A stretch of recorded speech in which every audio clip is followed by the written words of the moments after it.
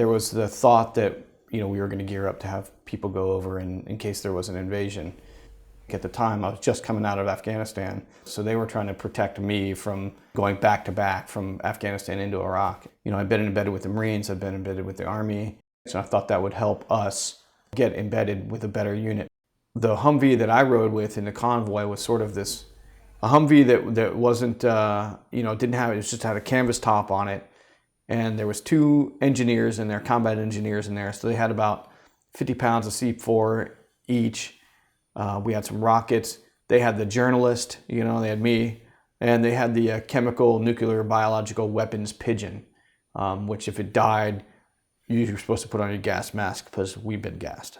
I had my own chemical suit. I had my own gas mask. I brought all that stuff with me. I didn't rely on them for that.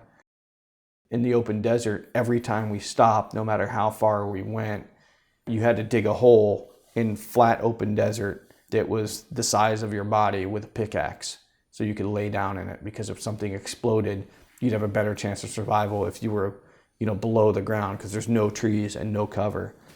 I think that sort of, independence, the fact that, that I could keep up with them, even though I didn't receive their training, I could run with them. I could do the things they needed to do for themselves, for myself. I didn't rely on them in those ways. I think they respected me for that. At one point, we just started rolling through some of the destruction, and that's when we started seeing blown up bodies and vehicles on fire and exploded buses along the sides of the roads.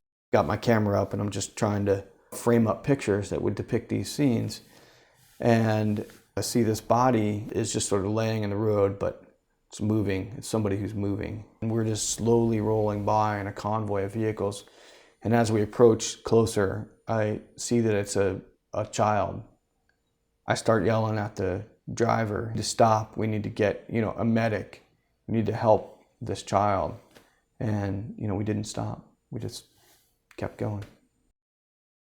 I had no control over it.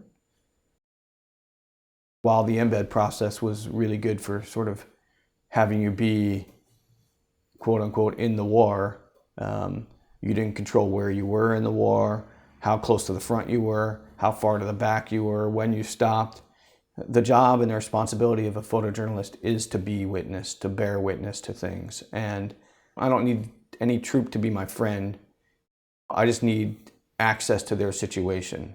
You try to maintain a separation. Sometimes there's, a crossover. And I think in war, there's bonds that are made, it's just sort of an intense experience that you go through. You tend to sort of identify with those people long after that experience is over. I mean, the truth is it's tragic. The truth is that it's sad. The truth is that it's over. That thousands of, U.S. troops died. Probably hundreds of journalists died. And multitudes of thousands of Iraqi civilians died. That's the truth. I guess now the truth for me is, what happens to the survivors? What happened to all those people?